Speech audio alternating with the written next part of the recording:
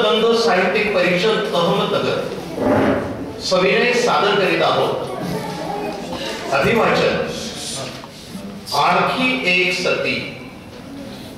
लेखक विजय तेंडुलकर, दिग्दर्शक सूफी सय्यद। मी सूफी सय्यद। नमस्कार, मी सुरेखा घोलप। नमस्कार, मी वर्षा भोईटे। नमस्कार, मी शर्मिला भोसाल। पुनश्च एकदा रंगदेवता आणि रसिक प्रेक्षकांना विनम्र अभिवादन करून शब्दगंध साहित्यिक परिषद अहमदनगर सविनय सादर करीत आहोत अभिवाचन आणखी एक सती। राजस्थान आणि मध्य प्रदेशाच्या हद्दीवर सुरमई नावाचे एक गाव आहे। गावात असे लाखभर वस्तीचे, म्हणजे म्हटले तर मोठे परंतु शहराच्या तुलनेने लहानच। या गावात चंद्रभान नावाचा तरुण राहत होता। वर्षभरापूर्वी त्याचे लग्न वल्लरपूर गावच्या रूपकंवर नावाच्या पर्या घरच्या तरुणीशी झाले होते। नावाप्रमाणेच रूपकंवर ही रूपवती होती।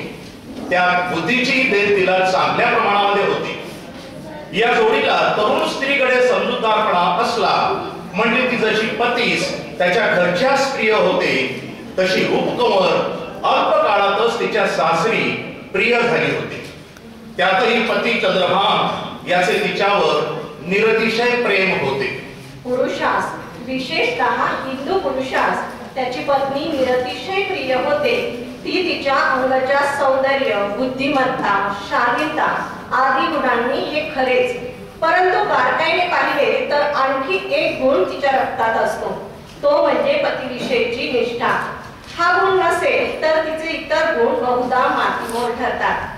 तसे रूपकंवरच्या अंगी पतीविषयीची नितांत श्रद्धा तिच्यावरील परंपरेच्या संस्कारांनी रुजवली होती आणि त्यामुळे ती पती चंद्रभान याला तिच्याविषयी अधिकच प्रीती वाटे। त्याच्यापुरती ती आदर्श सखी, दासी, रंभा वगैरे होती। त्याचे त्याला फार अप्रूप आणि अभिमानही होता। लग्न होऊन वर्ष झाले तरी इतर पुरुषांप्रमाणे तो कचेरीतून वेळा उशिराने घरी पोहोचत नव्हता किंवा मित्रांसमवेत नाटक सिनेमांनाही जात नव्हता। गंजिफा, बुद्धिबळ आदी खेळांचे तर त्याला वावडेच होते, परंतु प्रसंगोपात बाहेरच्या एखाद्या उपहारगृहात देखील तो जात नसे। पत्नीच्या हातचेच तो खाई, वक्तशीर घरी येई, पत्नीस घेऊनच चित्रपटास जात असे आणि कित्येक हिंदू पुरुषांप्रमाणे पत्नी की आई अशा पेचा सापडून आईच्या मुठी जाणे त्याने कटाक्षाने टाळले होते। अर्थात रूपकंवर ही तिची सासू देवयानी देवी हिलाही प्रिय असल्याने चंद्रभान यांची रूपकंवरवरील प्रीती, नितांत प्रीती तिला संतोषच वाटत असे। यथाकाल आपली सून गर्भवती राहून तिला एक पुत्र रत्न व्हावे अशी अपेक्षा देवयानी देवी साहजिकच होती आणि चंद्रभान याच्याही मनी मानसी ते असणार। तसेच त्याच्या परिवारातील पिताजी, काकाजी, मामाजी, भगिनी अशा सर्वांसही तसेच वाटत होते। इतक्या बहरलेल्या उभयतांच्या प्रीतिवृक्षास आता एक फळ लागावे असे कोणास वाटणार नाही। नियतीचे गणित मर्त्य मानवास अज्ञात असले तरी ते काही वेळा हे गणित माणसांच्या मर्जीनुसार चालताना आढळते। तसे रूपकुंवर 20 दिवस गेले। पतीच्या पतीस व सासरच्या मंडळीस स्वर्ग दोन मोठेच पुरला असे वाटले। पती चंद्रभानही पूर्वीहून अधिकच पत्नीच्या सहवासात रमू लागला आणि रोज कचेरीतून घरी येताना न चुकता पत्नीसाठी एखादी प्रेम भेट देऊ लागला। तिचे मन यत्किंचितही कष्टी होऊ नये यास्तव तो इतका जपे की रूपकुंवर हीच याचा संकोच होईल।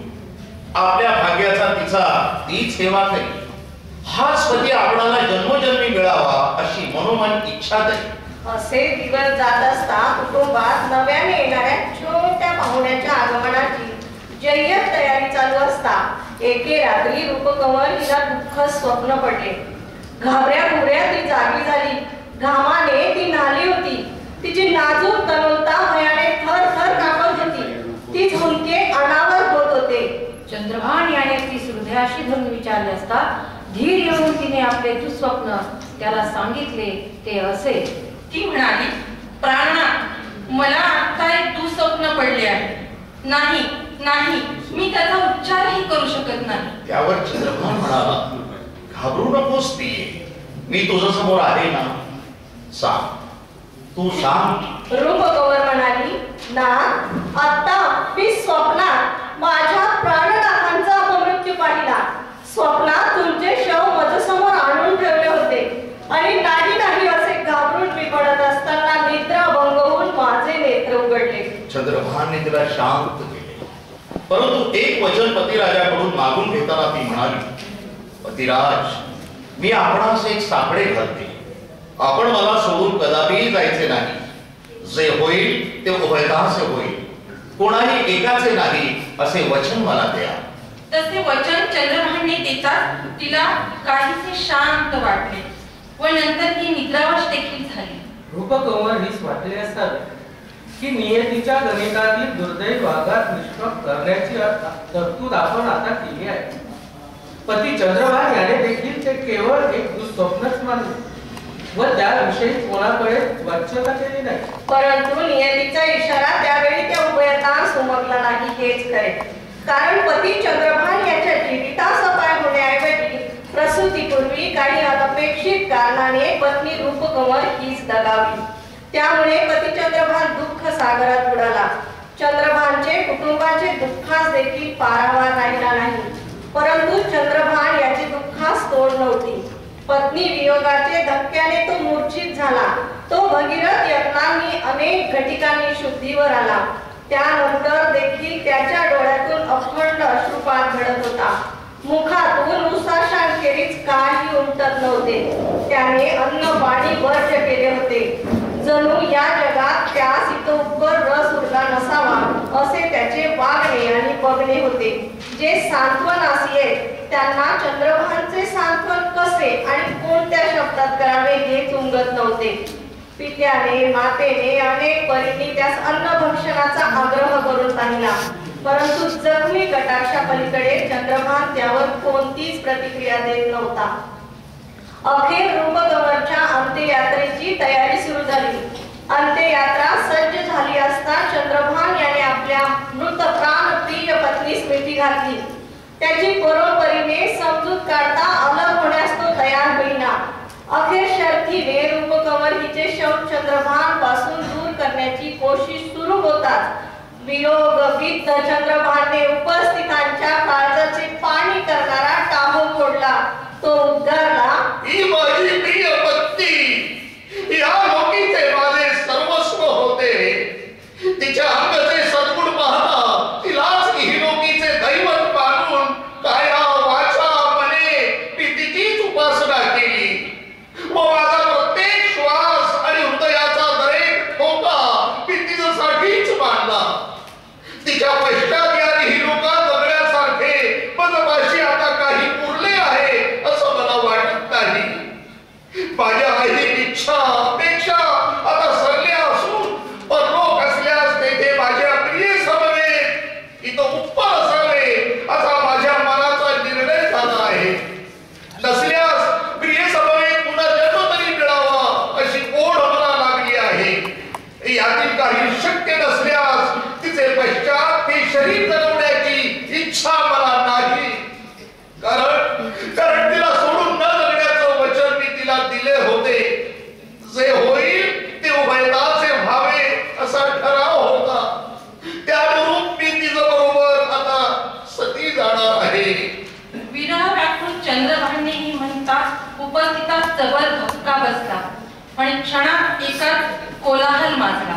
स्त्रिया पती समवेत सती गेल्याचे दाखले जरी इतिहासात असले तरी एक पुरुष पत्नी समवेत सती गेल्याचे कोठेच नव्हते. त्यामुळे चंद्रभान याच्या इच्छेत पूर्व परंपरा नाही आणि म्हणूनच त्याचा हा मनोदय रूढीमान्य धर्ममान्य नव्हता. स्त्रीने पतिव्रत्या पोटी पती समवेत चितेवर चढणे हे सर्व लोकांस पटणारेच होते. मात्र पुरुषाने पतिव्रत्या पोटी पत्नीच्या चितेवर बसून पतिव्रत्यास्तव आत्मदहन करून घेणे हे कुणासच पटणारे नव्हते. एवढेच नव्हे तर यामुळे एक अनिष्ट पायंडा हिंदू समाजामध्ये पडून वंशक्षय होईल असेही भय उपस्थितातील काहीच वाटले. चंद्रभान याचे कुटुंबियास तर त्यामुळे मोठा धक्का बसला. चंद्रभान याच्या मातेच्या शोकास पारावार राहिला नाही की त्याने कुटुंबियांनी आणि इतरांनी शोकविवश चंद्रभान यास बरोबरीने समजाविले. परंतु चंद्रभान याचा निश्चय आढळला. तो मातेस म्हणाला, माते, तू मला 9 महिने उदरात वाढवून जन्म दिलास. हे तुझे ऋण कदापि न फिटणारे आहे. तथापि तू जन्म दिलेले हे शरीर आणि त्यातील हा आत्मा माझी मृत पत्नी रूपकुंवर हीच केव्हाच अर्पण झाला असून त्यावर सर्वस्वी तिचाच अधिकार आहे. तेव्हा माझ्या बेतापासून मला परावृत्त करण्याचा प्रयत्न तुम्ही न करावा हे बरे. तदुपरांत तिचे एक समयी तू स्वप्न पडले असता, त्यात तिने माझा मृत्यू पाहिला असता आम्ही परस्परास वचन दिले होते, जे होईल ते उभयताच होईल. तेव्हा तसे होणे आता अटळ आहे. मातेने आकांत मांडला, परंतु चंद्रभान यावर याचा काही परिणाम झाला नाही. परिवारातील इतरांनी साखळी घातले, परंतु चंद्रभान त्याचे निश्चयावर अडळच राहिला. रूपकंवरकडील माणसांनीही यत्न करून पाहिला, परंतु चंद्रभान त्याचे मनोदयापासून ढळला नाही. नजर दुरात लावून तो पत्नीचे शवापाशी बसून होता. इतके झाल्यावर उपस्थित शास्त्री मंडळींनी या प्रकरणी चंद्रभान यास शास्त्रार्थ ऐकवला. पुरुषांनी स्त्रीसाठी सती जाणे कसे धर्मबाह्य आहे हे समजावले, परंतु चंद्रभान एकच म्हणे, जो धर्म वचनभंग करण्यास सांगतो तो धर्म नव्हे. जो धर्म व्यक्तीची श्रेष्ठतम पवित्र इच्छा अमान्य करतो तो धर्म अपवित्र होय. जो धर्म प्रेम, निष्ठा आणि त्याग या मूल्यांबाबत स्त्री आणि पुरुष असा भेदभाव करतो, पुरुषास स्त्रीहून कमकुवत कातडी बचाव होण्यास आज्ञा देतो, त्या धर्माचा धिक्कारच केला पाहिजे. स्त्रीचे सती जाणे जर शास्त्र संमत असेल तर पुरुषांचे सती जाणे हे देखील शास्त्र संमत ठरले पाहिजे. शास्त्री मंडळीने हात टेकले तेव्हा ज्यास या विपरीत सतीने अनिष्ट प्रथा पडेल असे भय वाटत होते ते पुढे चालले. सदरचे उपक्रमाचे अनिष्ट सामाजिक परिणाम त्यांनी चंद्रभान यास समजावले. उदाहरणार्थ, पुरुष वर्गातील पुरुषार्थ अशा प्रथेने क्रमशः खच्ची होण्याची शक्यता आहे. युद्धातील बलिदान हे पुरुषार्थाचे लक्षण असता पत्नीच्या चितेवर आत्मदहन करून घेणाऱ्या पुरुषाचे विपरीत आदर्श पुरुष वर्गास तसेच समस्त हिंदू समाजास अधोगतीस नेल्याशिवाय राहणार नाही. सती जाणे हा स्त्रीचा धर्म तर युद्धात लढणे हा पुरुषाचा धर्म अशीच हिंदू परंपरा आहे. या धर्माची उलटापालट वंशविच्छेद करणारीच ठरेल. आधीच अलीकडे स्त्रियांमध्ये आपला धर्म सोडण्याची चळवळ असल्यानं हा धोका अधिकच होता. चंद्रभान ऐकत असता पूर्ण स्वस्थचित्त होता.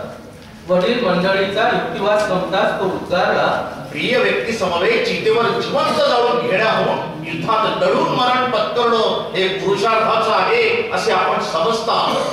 यात गल्लत आहे, कारण दोन्ही मरणे सारखीच आहेत. युद्धातील जखमाहून चितेवरील यातना हलक्या प्रतीच्या वा त्रैण आहे हे आपण कोणत्या शास्त्रधाराने मानता ते मला समजवावे. प्रिय व्यक्ती प्रित्यर्थ स्वखुशीने बिनतक्रार जिवंत जाळून घेणे हेही पुरुषार्थाचेच असून शत्रू सैनिकांचे निर्धारण करण्यापेक्षा हा पुरुषार्थ श्रेष्ठ समजावा लागेल. कारण तो प्रेमाचा, निष्ठेचा, श्रद्धेचा जय जयकार करतो. ही मूल्ये मी जगण्याहून श्रेष्ठ मानतो. एव्हाना ही पुरुष सतीची वार्ता वाऱ्याप्रमाणे सर्वदूर पसरली होती. हा अजब उपक्रम पाहण्यास आसमंतातून स्त्री पुरुषांचे गट सुरमईच्या सीमांकडे लुटू लागले होते. परिवाराचा शोक, शास्त्री मंडळींचा रोष, सामाजिक पंडितांचा युक्तिवाद यांचा चंद्रभानवर कोणता दृश्य परिणाम दिसत नव्हता. शांत स्वराने त्यांनी आज्ञा केली, इतोपर अधिक विलंब न लावता आमच्या सतीची सज्जता करावी. पवित्र निर्धाराचे विरोधात तेज या समयी चंद्रभान याच्या चेहऱ्यावर विलसत होते. तो पत्नीच्या शवाशेजारी विरासन घालून बसला होता. मृत पत्नीचे शीर त्याच्या मांडीवर होते. जमलेल्या प्रेक्षक समुदायातील छायाचित्रकारांनी या समयी या अद्भुत दृश्याची छायाचित्रे घेतली. उपस्थितात कुटकुस सुरू झाली की सतीचा शाप भयंकर मानला जातो. तो स्त्री सतीचा तसे शास्त्रार्थात नाही. तेव्हा विरोधाने बिनसूत चंद्रभान याने एखादा शाप दिल्यास त्याचे परिणाम भयंकर ठरण्याचा संभव आहे. तस्मात त्याचे म्हणण्यानुसार सतीची सज्जता करावी. तयारी सुरू झाली. सार्वजनिक स्मशानात एक जागा निवडून तेथे वेदी उभारण्यात आली. मांडव उभारून प्रेक्षकांची सोय करण्यात आली. चंदनाची लाकडे आणवण्यात आली.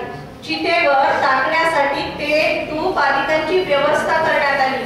वाजंत्री मागवण्यात आले आणि चितेवर ठेवण्यास रूपकमल हिची चीज वस्तू एकत्र झाली. अशा प्रकारे सर्व सज्जता झाली असता चंद्रभान सती प्रथेनुसार स्नान करून श्वेत वस्त्र परिधान करून धीर गंभीर पावले टाकीत त्या स्थळी पोहोचला. त्याचे केस मोकळे रुळत होते. कपाळी मळवट भरला होता. गळ्यात पुष्पमाला रुळत होत्या. एक निराळेच तेज त्याच्या मुद्रेवर विलसत होते. अंग प्रत्यंगातून ते व्यक्त होत होते. अलंकारिक भाषेत म्हणावयाचे तर सूर्यास्तानंतर पूर्ण बिंबचंद्राने गगनमंडलात प्रवेश करावा आणि आपल्या शांत सौंदर्याने अंधकारमय पृथ्वीला प्रकाशित करावे तसा तो चंद्रभान या समयी सर्वात भासला. पत्नीच्या शवापाशी तो अद्वितीय पुरुष जाऊन बसला. स्वतःच्या अंगवस्त्राने शवासमूहाच्या माश्या वाळू लागला. आता त्याचे मुद्रेवर शोक नव्हता की नेत्रात अश्रू नव्हते. उलट हे दृश्य पाहून शोक करू लागलेल्या माता पित्यांचे त्याने सांत्वन केले आणि त्यांना धीर दिला. या समयी तो म्हणाला, आजचा प्रसंग दुःखाचा नसून आनंदाचा आहे.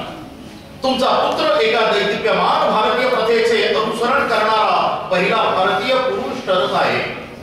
पत्नी छळून पेटवून मारण्याच्या या काळात मी माझ्या पत्नी समवेत सती जात आहे.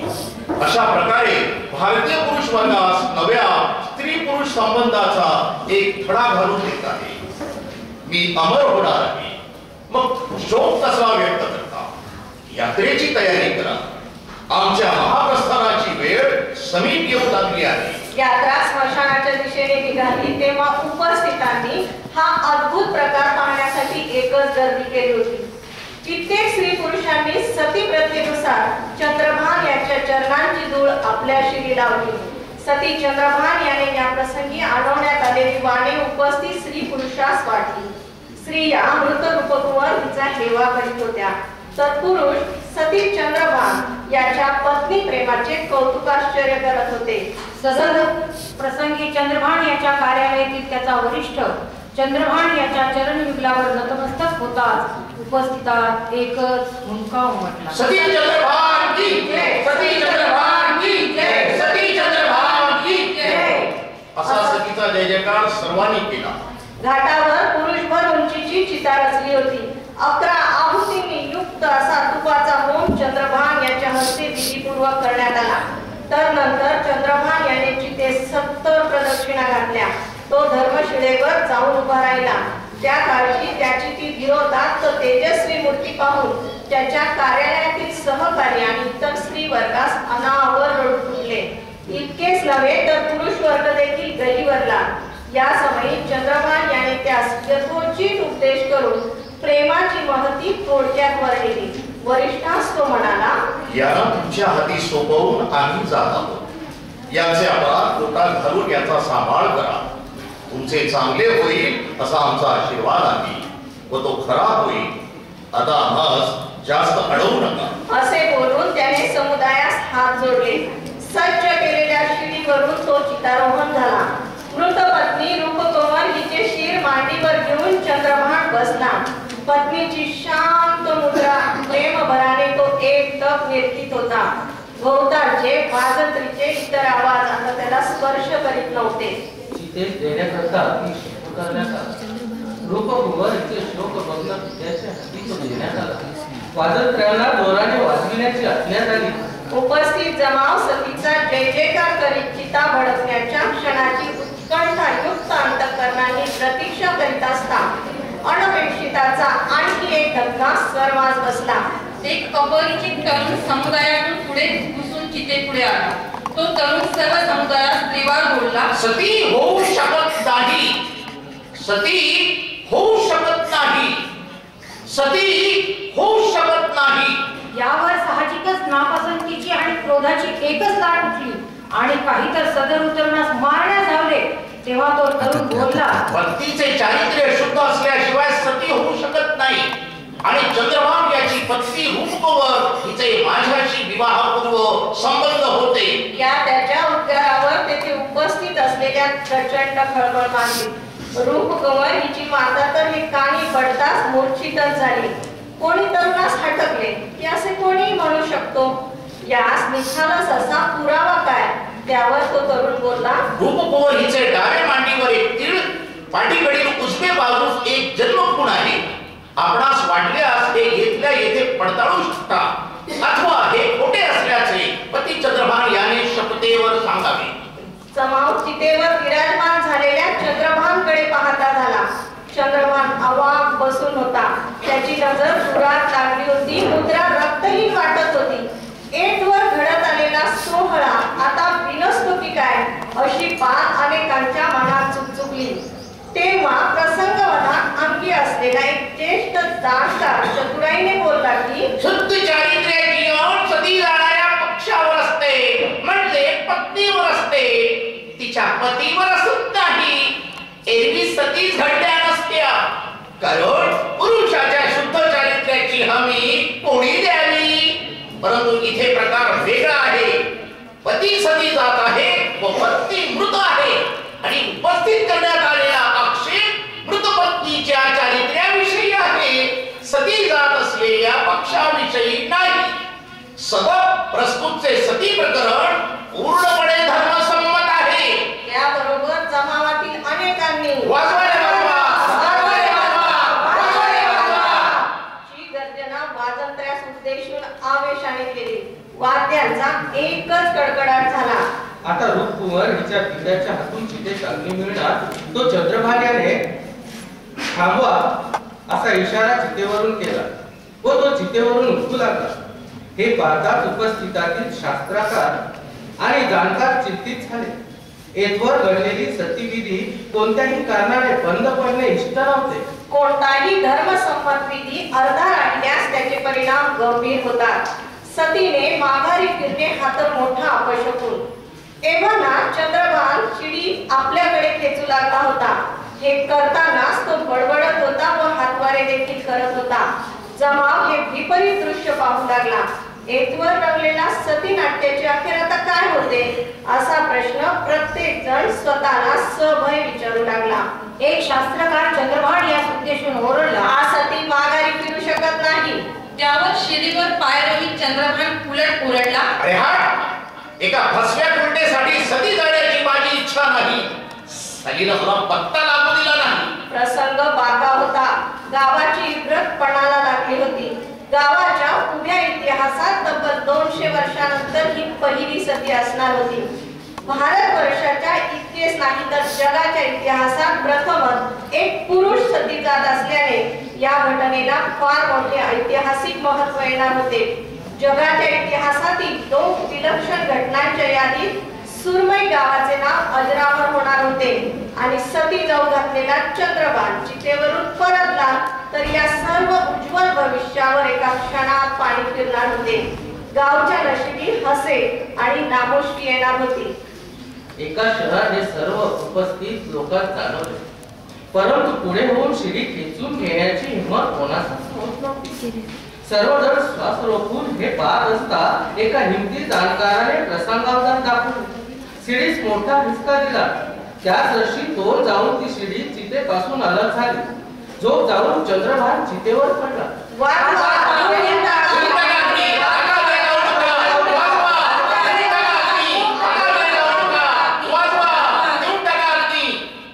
जमावातून एकच कोलाहल उठला. बघता बघता वाजंत्र्यांनी आकाश गणांले. तेवढ्यात कोणीतरी रूपकुंवर हिच्या पित्याच्या हातची चूड घेऊन चिता शिरगावली.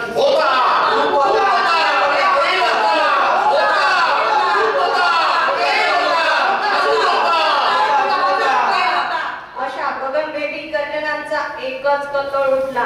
कोणी काठ्या उचलून चितेवरील धडपडत्या चंद्रभानास हिरिरीने चितेत ढोसू लागले.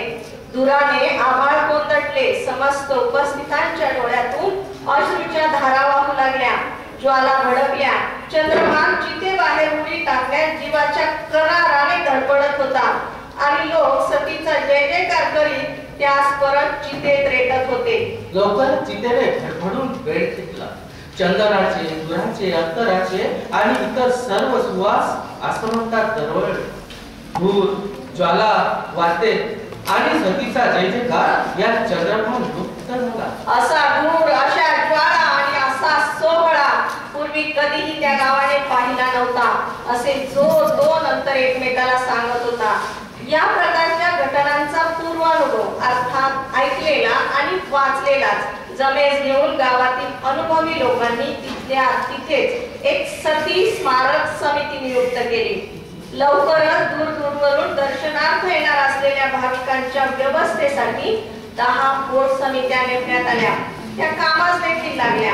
सती सोहळ्यानंतर विश्रांती न घेता श्रमदान करून गावकऱ्यांनी सती स्थानी एक भव्य मांडव उभारला व त्यावर सती पिता चंद्रभान का मंदिर अशी पाठी लागली.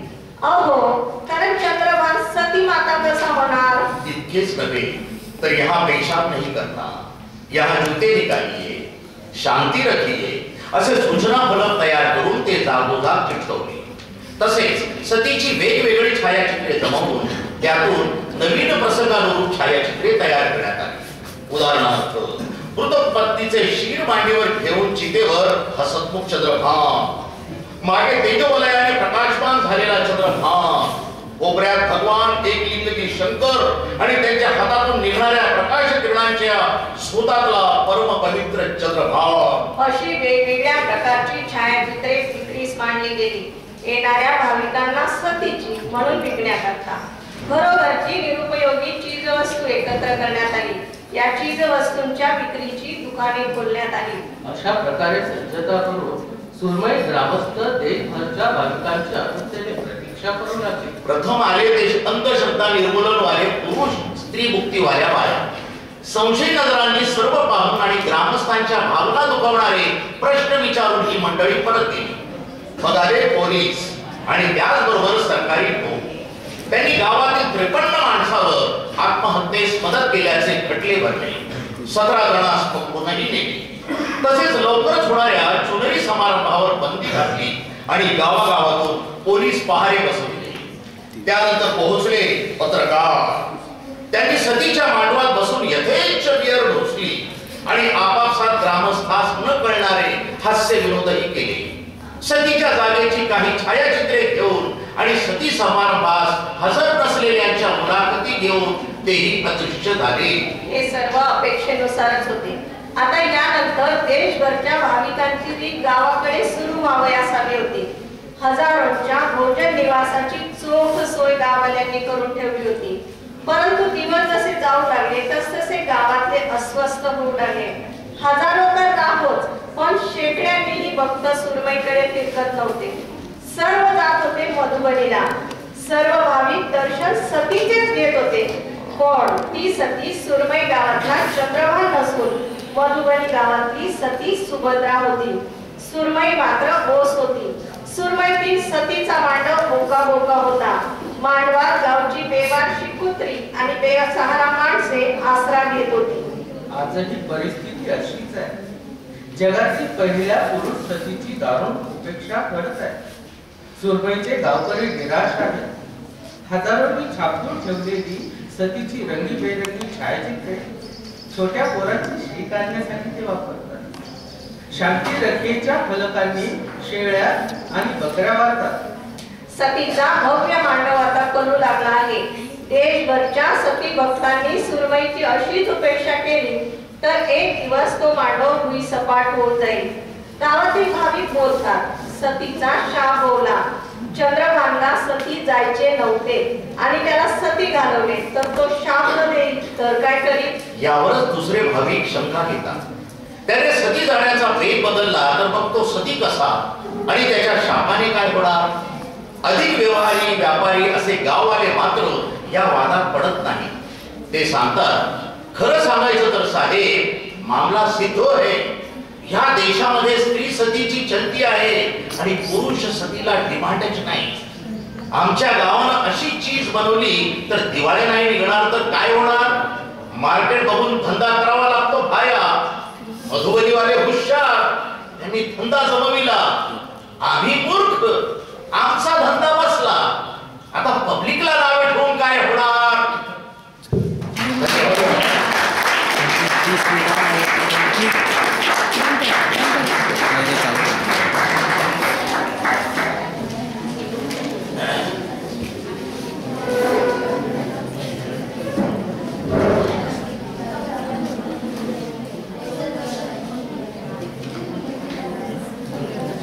कंप्लीट 30 मिनिटाला संपलं. कंप्लीट डायरेक्ट चार्जिंगला डायरेक्ट लावलेलं आहे. हो डायरेक्ट आता मधल्या काळात आपण ते चार्जिंग करून आलं. आणि हो ते भाषण कुणाला उत्साह उरलाय बोलायचं नाही ना? सोलायचं. चला